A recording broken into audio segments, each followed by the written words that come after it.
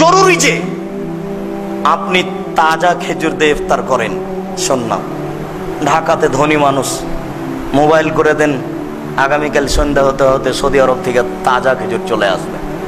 টাকা আছে, 2000 টাকা কেজি কিনে নেন। যদি তাজা খেজুর না থাকে তাহলে শুষ্ক খেজুর দিয়ে ইফতার করেন, যেটা বাজারে পাচ্ছেন।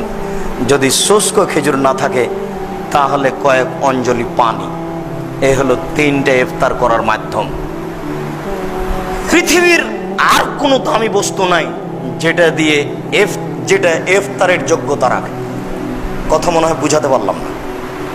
আব্দুর রাজ্জাক সাহেব, পানীয় যদি না থাকে তখন কি করব? তখন যা আছে তাই। বুঝতে পারেননি মনে হয়।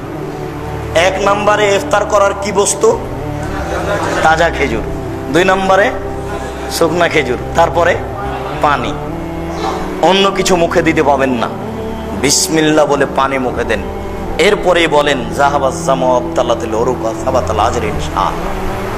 খেজুরটা মুখে দিয়ে বলেন, বিসমিল্লাহ বলে মুখে দিয়ে বলেন জাহাবাজ জামু আবতালাতুল উরুক ওয়া সাবাতাল আজর ইনশাআল্লাহ।